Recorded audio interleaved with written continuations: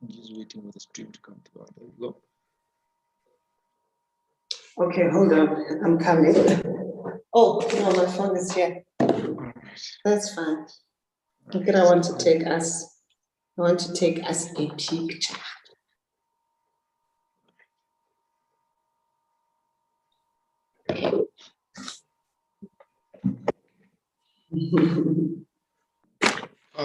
Good evening, everybody. Tawela Dumela, Salam Alaikum, Shalom. Sanbonani Khouye. How do you say Khouye evening in Afrikaans?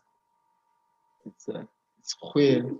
Good evening in Afrikaans. I'm not so fluent in Afrikaans, but good evening to all of our audience and all of our viewers today on our stream of Africa for Palestine webinar series. We welcome all of you, our new audience and our old audience today. We appreciate your support. Our webinar series continues, and today we have a very special guest, a very close friend of the Palestine Solidarity Movement, Natalia Molebatsi. She joins us today to speak about a very contending issue between arts and activism, a dilemma. Welcome to our webinar series, Natalia. How are you doing? Thank you so much for having me, Comrade Ali. I'm doing. I'm grateful. Grateful to be here. Grateful to be alive. Yeah. All right. Let's get right into it. Those who are not familiar. How are you? Oh, I am well. I'm fine. I am doing also. I am doing also. Yes. Getting right into it. Those who are not familiar with us and our work, we are Africa for Palestine. We are a Palestine human rights organization based in South Africa, doing work in the African continent. Primarily, our work is to spread Palestine awareness in the African continent and to push back Israeli influence in the continent. We work with different organizations continent-wide, civil society organizations, faith-based organizations, your churches, your mosques, your synagogues. We work with student organizations on campuses. We work with political parties, trade union movements, and the broader civil society movement. We have started this webinar series about a year back when the lockdowns happened, and we've had different people on this platform, academics, artists, activists, students, faith-based leaders, and so on. And we've been speaking about different things from different walks of life, on the Palestine question, on the Swaziland question, on the Cuba question, on many international solidarity questions and domestic issues as well.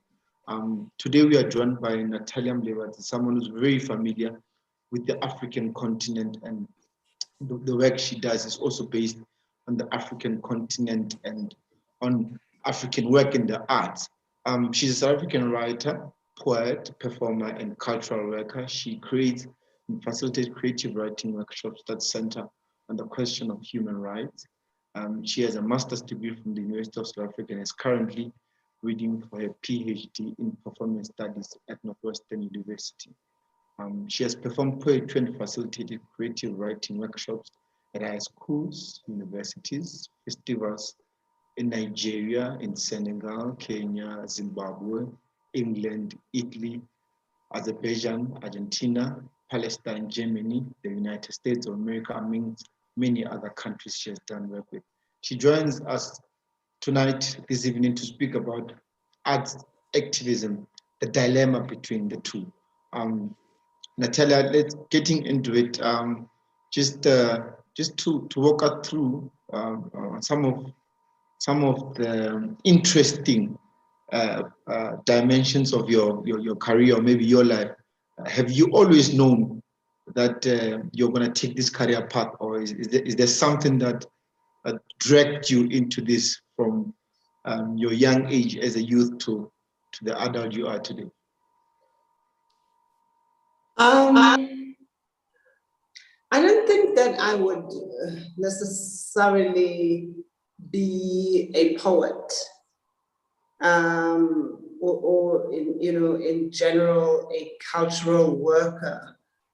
Although I have always been drawn to people issues. I've always found myself to be mediator of some sort. And I find now in my life, when I look back, I realize that actually art is that space that that mediates in so many ways. It contributes to pushing back. It contributes to articulating messages that are difficult to articulate in other words, in other ways, So just trying to answer your question, no, I didn't. I thought I was going to be a lawyer. I was very convinced that I would be a lawyer because I would debate and argue a point and feel like, yeah, argue at this point. And yeah, that's where I thought that I was going.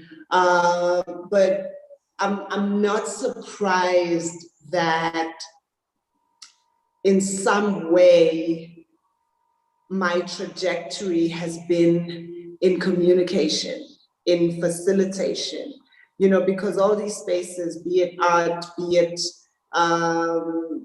it law, social justice activists, you are a communicator.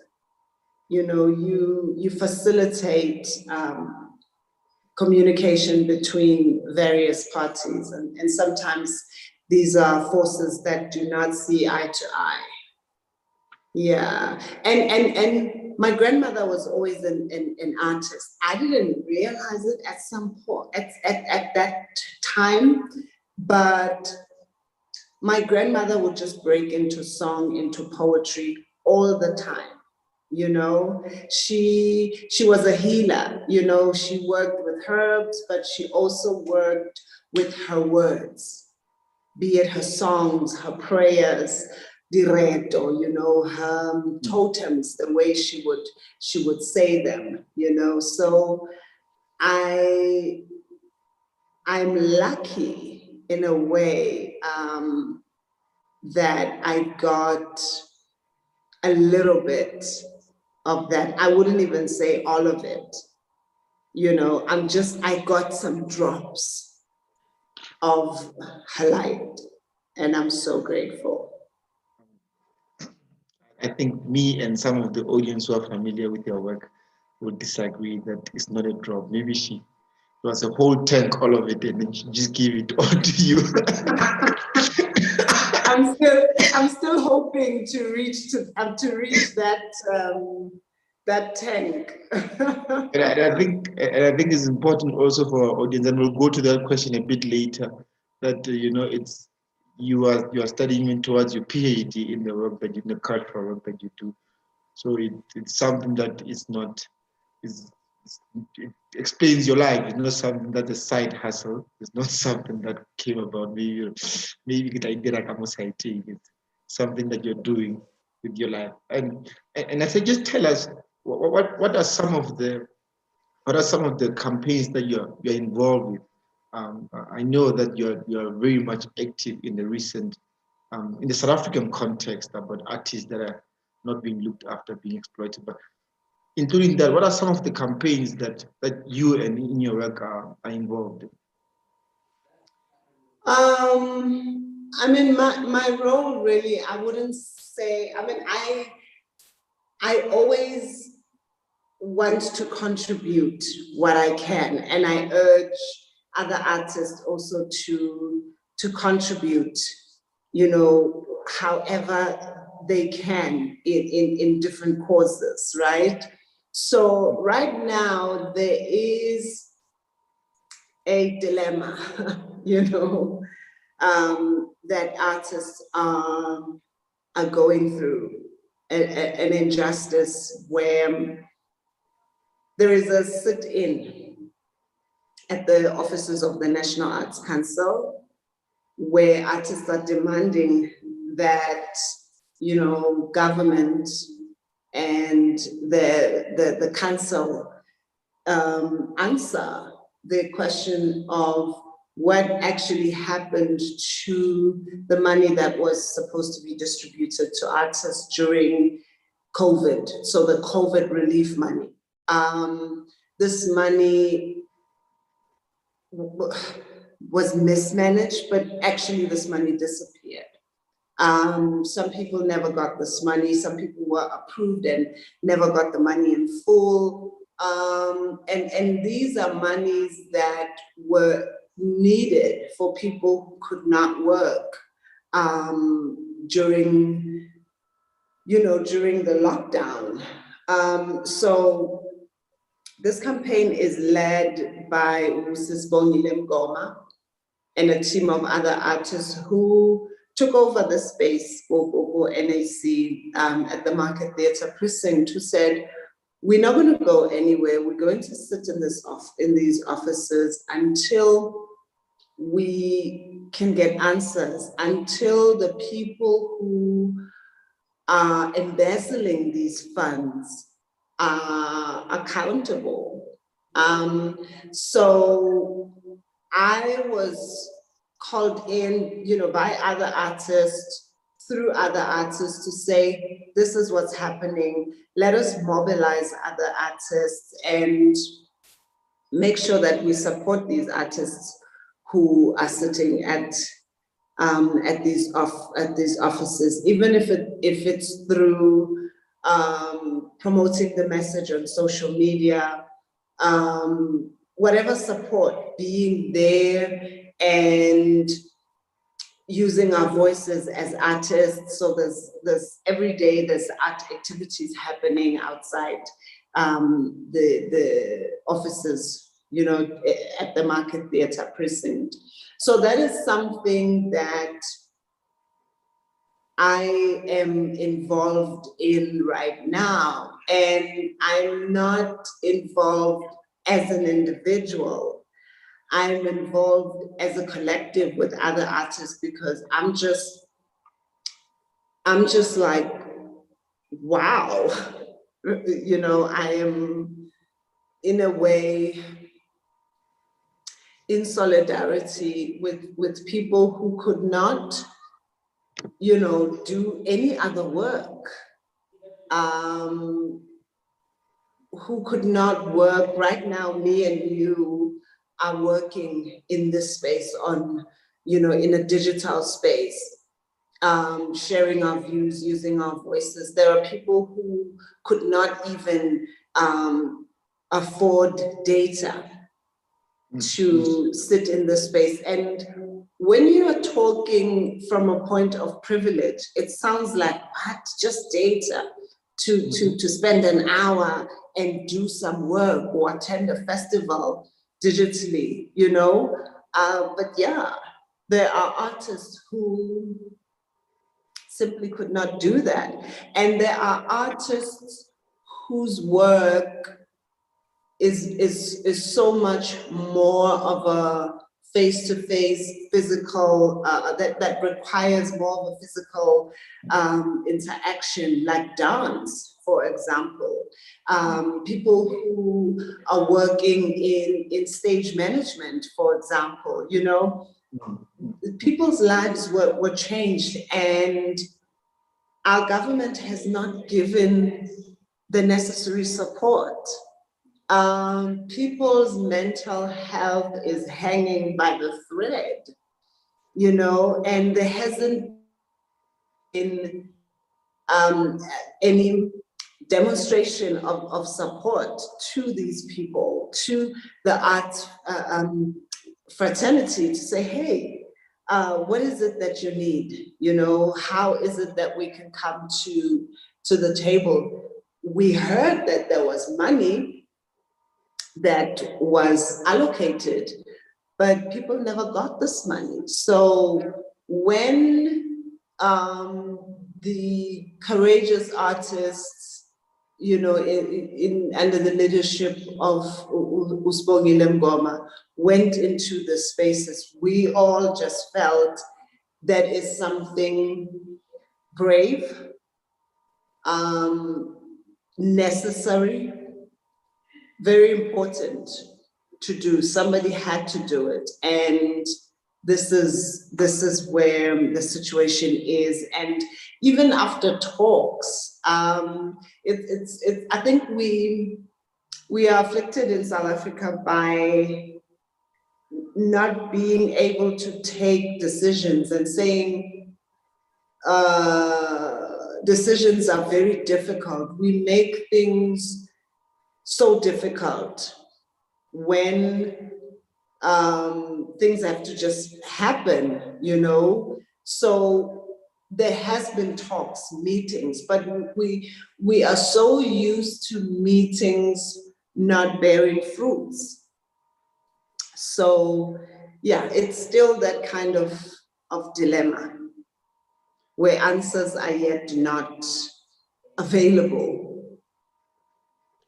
And what's interesting, I've been following the demonstration as well, is that artists are going outside the office and they're performing their art as a form of protest. Kind of reminds me of how even during apartheid in South Africa, artists would perform their art as a method of demonstration. And looking into your art, you've been an activist for most all of it. Speaking about women oppression, women empowerment, speaking about intellectual solidarity, which we'll get to at some point in this webinar. But what you have been an activist in your art, and I would think that presents a number of challenges for you, for yourself. Would you just let us, on some of the challenges you face as an artist who's an activist in their art, who's an activist in their work?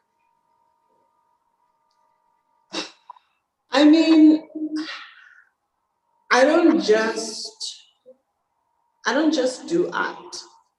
For me, art is an intervention towards a particular goal. If it's around gender-based violence, if it's around Israeli apartheid, if it's around racism and just the deep, the fundamental hate that women receive in this country, in this world. If it's around homophobia and Afrophobia, that is the kind of work when I write when I create my art, it never is in vain, because art has never been in vain, art has to do something. It has to heal, or it has to attempt to heal. It has to have that capacity to heal. It has to have the capacity to resist. It has to have the capacity to take back the gaze, or to have that oppositional look. So sometimes when you are a woman, you are Black, and you have that kind of art, you almost are seen as a threat, so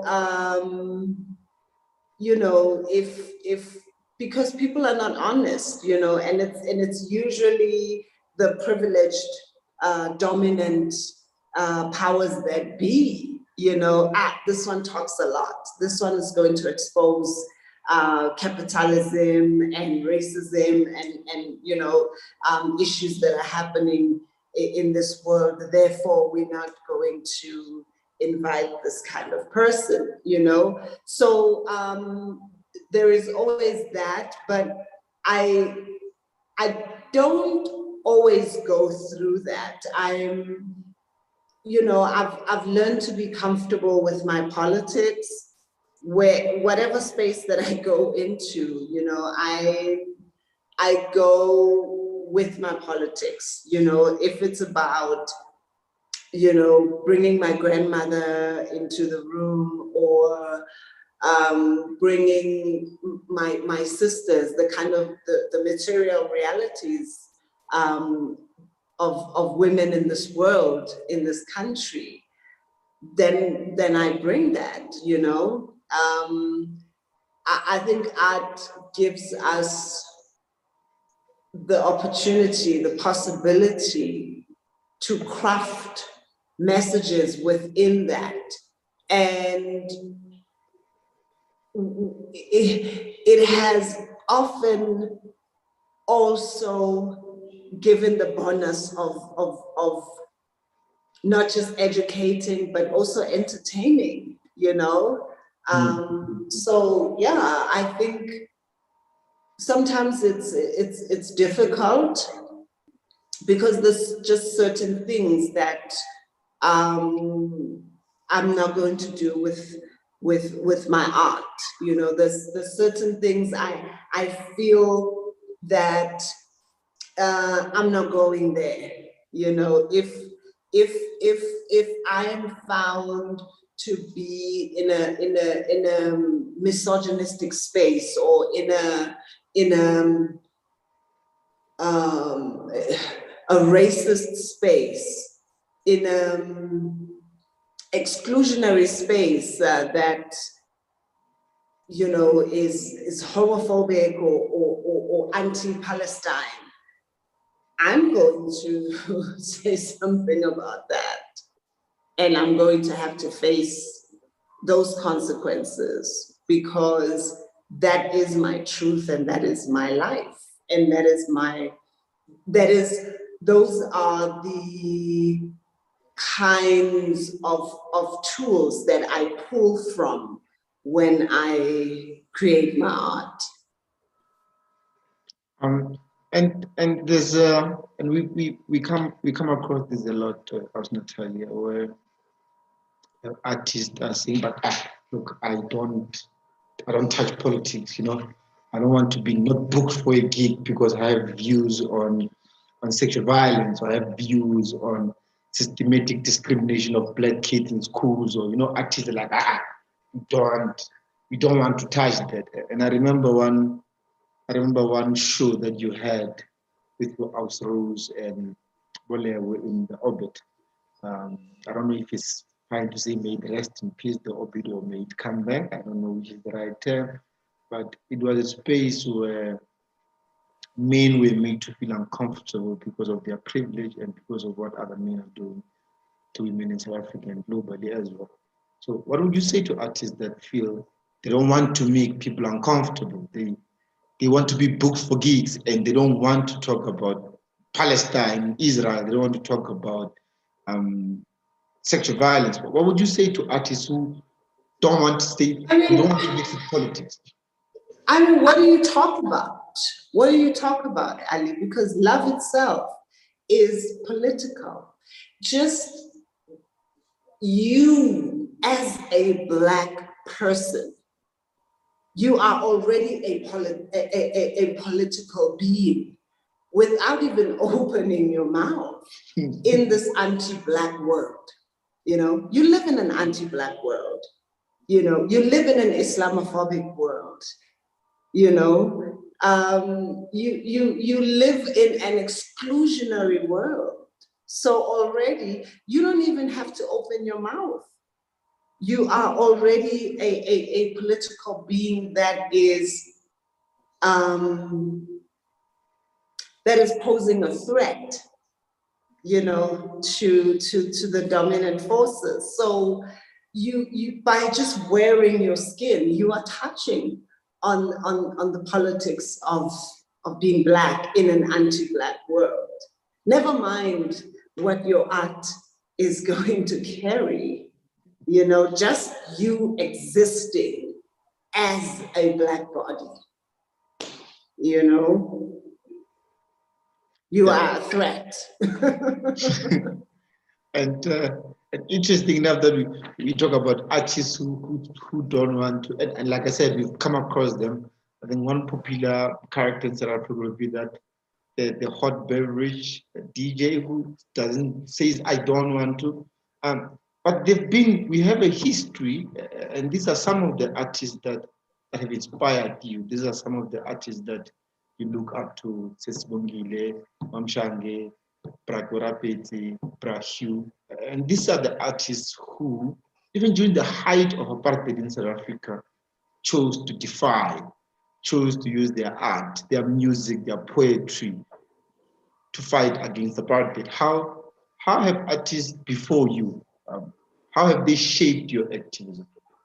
And how have they shaped your art? I mean, these people are educators. These, you know, they are libraries. You know, if you just look at Prahue and, I mean, I'm saying Prahue and these are like 80-year-olds ancestors. But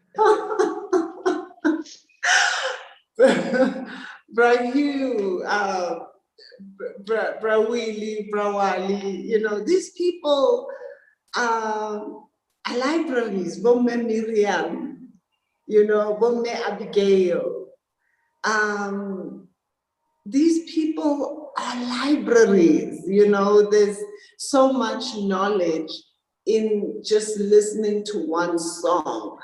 You can excavate so much around place, around moments. So I don't take their work for granted as much as, you know, what is entertainment? Entertainment is something that's supposed to move through your body in this soothing way, right? Mm-hmm. Their work does that and gives you a body of knowledge, you know? So it's something that we tend to think, you know, knowledge is enjoyable, you know, and there are many types of knowledge, right?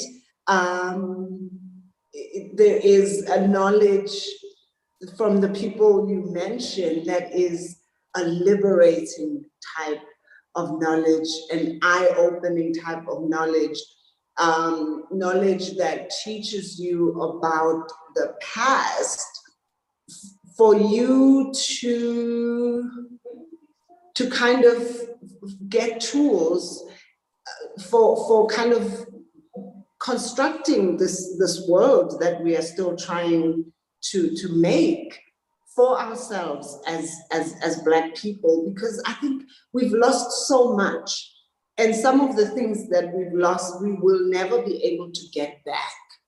And so when we listen to this kind or experience some of this art, that helps us to make this world, to make ourselves, you know,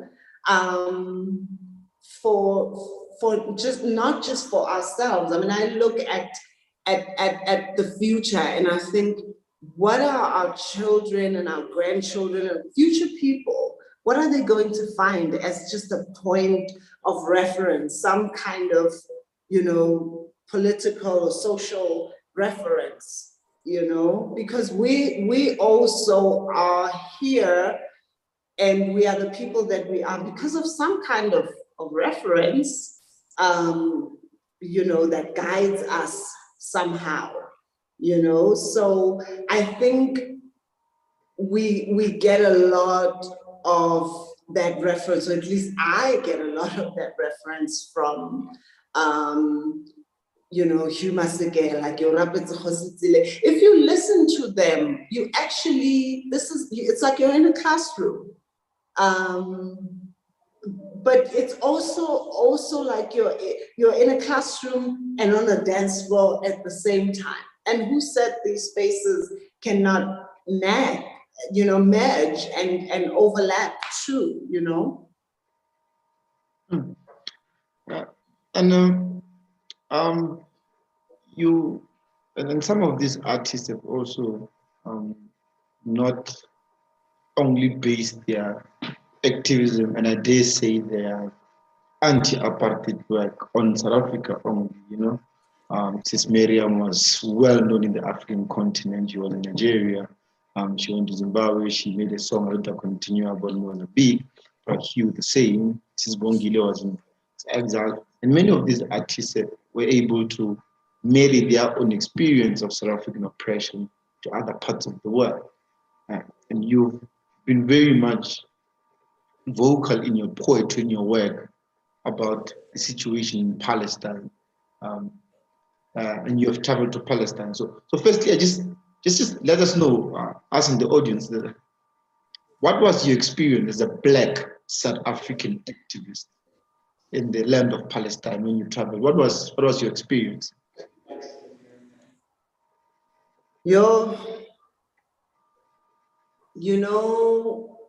Palestine felt so much like South Africa in the 80s and the mid-90s. I mean, yeah, it just felt and looked like South Africa, only it was just 100 times more intense, you are on this freeway that's very beautiful, that's very nice. And then 10 minutes later, you are confronted by this completely rundown, overpopulated space. And where do you find that? These disparities, you find them in South Africa. So in a way, I felt so much at home because it was so familiar. It was so familiar in this painful way, but also in this affirming way, just of seeing it and experiencing the resilience of humanity, Yeah, the disparities are insane, and how there are boards on the road, and it will say, where Palestinians are not allowed to go, or where Israelis are warned to not go, because it's like basically, So wait, yeah, Delhi Soweto. Yeah, that you're not supposed to go there because it's dangerous for you because of Palestinians. And then the checkpoints, I have always kind of written about these checkpoints, even before I found myself, I went to Palestine. So when I saw it in real life, it kind of made, when I look back at those poems, it made it like, it was almost like I wanted to go back and just relive those poems, because it just became real on another level, Palestinians, when they travel into different areas, from whether it's Bethlehem into West Jerusalem, East Jerusalem into West Jerusalem. There's checkpoints that they have to get off from. If they're traveling by car, they have to get off and walk in this very narrow space, and it gets pity, and even I, as a guest, as a visitor, I didn't have to go through that. I was treated well, you know? And it's sad. It's I can't even say the word for the intensity of that experience, because how do you experience that in your homeland, you know? And just having to survive in this very hostile place. I mean, it's hostile. Even when you were kind of just taking a walk and just being your touristy self, you are always kind of warned to, oh no, you can't take pictures there because you're going to be suspected as a spy or something. I'm like, oh, okay, I'm just an artist, sorry, you know? So yeah, that was the experience. And how has that translated into your activism and your art and your work? I know I know personally a couple of poems that you've written that are. I know one about the gathered children, which is very touching. Yeah. But how has that experience really translated into your work? I mean, I can say that this made me even more convinced of where I stand. You know, I stand for humanity, and I stand for the Palestinians.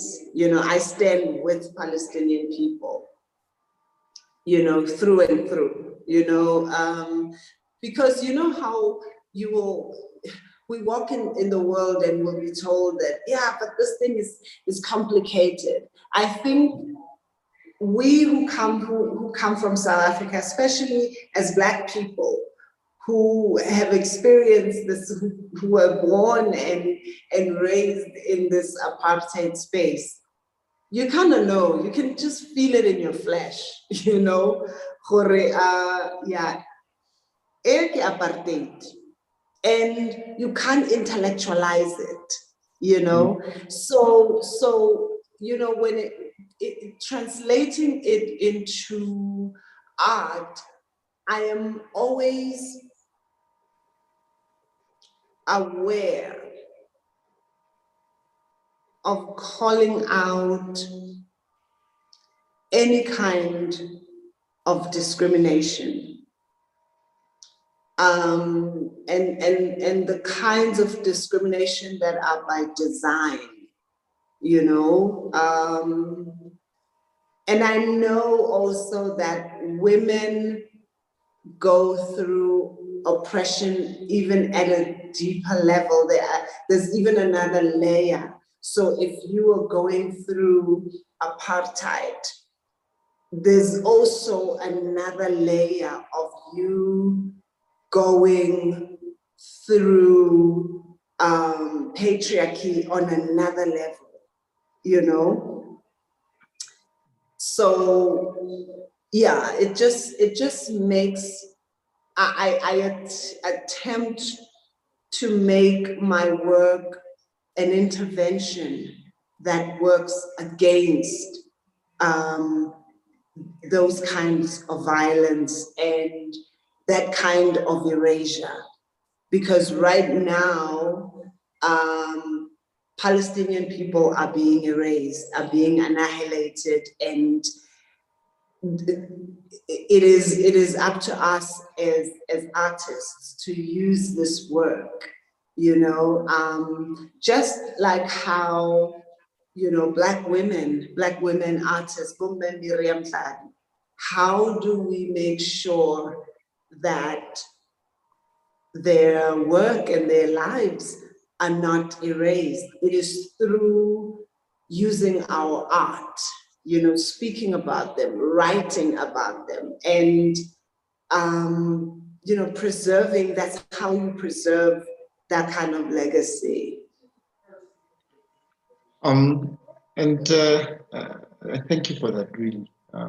And I think many South Africans who travel to Palestine, others who are politicians like Khalil Motlanthe, others who are religious leaders like Desmond Tutu, really get the feel of apartheid. They don't have to intellectualize it. They don't have to read it. Dr. Mofokeng, Dr. Kloftov says, I don't have to research.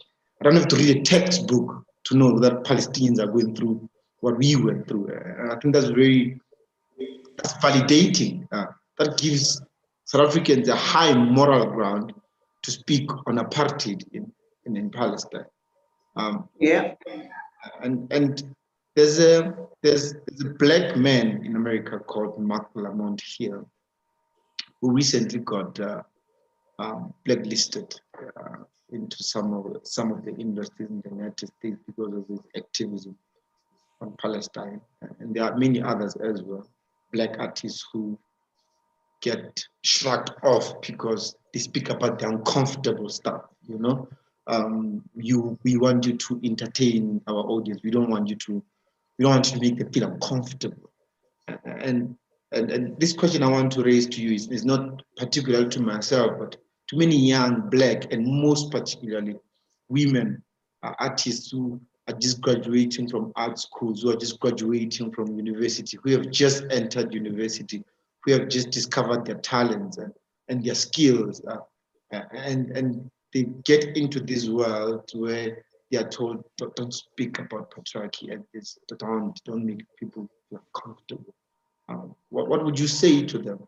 And I think earlier on we talked about how Brahu and others are teachers, and I feel like the young ones, the young generation, are 2K.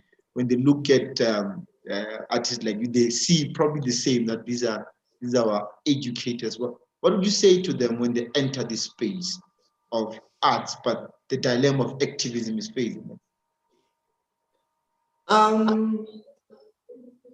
I don't go into these spaces with this intention of making people feel uncomfortable. I know that there are uncomfortable conversations that have to be had in order for healing to happen. That's the only way.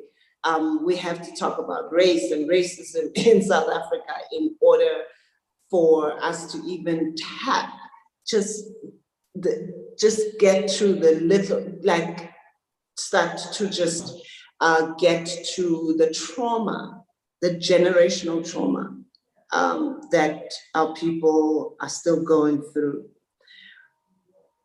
That's just obvious. But I'm thinking of the words of a professor of mine. I've just recently taken her course, Professor Chanel Truscott. She, going into these Western institutions, we are kind of taught to neutralize our experiences so that we can assimilate and just blend in and disappear, because going back to that issue of you as a Black body, without saying anything, you're already a threat. So when we are taught to get into these spaces and just be neutral and not, and what she says, what she emphasized, and I appreciated so much, was that walk into these spaces, be it an educational space or just walk into spaces bringing your fullness, all of you. And that's when you are not going to feel the burden of having to educate people or making people feel uncomfortable. She talks about your cultural specificity when you're making art. Do not bring what your white professor has taught you. You know, you listen to what you learn, and you can apply it in, you know, your own interpretation of where you come from, culturally, politically. And certain things you learn to unlearn. You know, you learn something so that you can say, ha, now I know that this is wrong. And I know it's wrong because of these reasons, because I have learned this. And now I'm going to unlearn it, you know? So I can only reiterate these words of bring your full self and bring your cultural specificity. In this way, you are just going to be speaking about yourself, you know, not even trying to represent anybody because you're representing yourself. And so you're going to have fun on stage or on set or when you, because you're talking about your own experiences. And perhaps somebody else is going to be listening and saying, hey, I can relate, you know? Definitely. I don't know how to thank you for honoring the invitation, Natalia, but thank you so much for honoring our invitation. And this conversation is very serious to us and to many others who support us and support the Palestinian cause. To our audience and to yourself also, this will remain on our videos, on our Facebook page. Under videos, this video will remain on our YouTube channel too, and also on Twitter will remain there for future reference. And I feel like it's a timeless piece of work. Maybe a few months from here, we'll revert back to, you know, these are some of the principles in the arts and in activism that we'll have to apply. Thank you so much again. As Natalia is on Twitter, this Natalia on Twitter. She's on Instagram, and she's also on Facebook. There was a live stream. For those who would feel they have follow-up questions, she's very active on the socials, and she'll be able to respond, especially the young ones who have inquisitive questions into the work of art and activism. So she'll be able to answer, and she's very kind. She's very considerate. I got so comment. Yeah. Thank you very much for joining. No, thank you. I appreciate that. On Twitter, it's this_Natalia. If it makes any difference, really. But yeah, I feel that these conversations have to be ongoing. You know, I have a lot to learn myself. I'm a student in this life thing. So I hope that this conversation can be ongoing and that we can, you know, lean on each other, and that we can be in solidarity with artists, that we can be in solidarity with Palestinian people, that we can know that art is an intervention, that art and activism go together.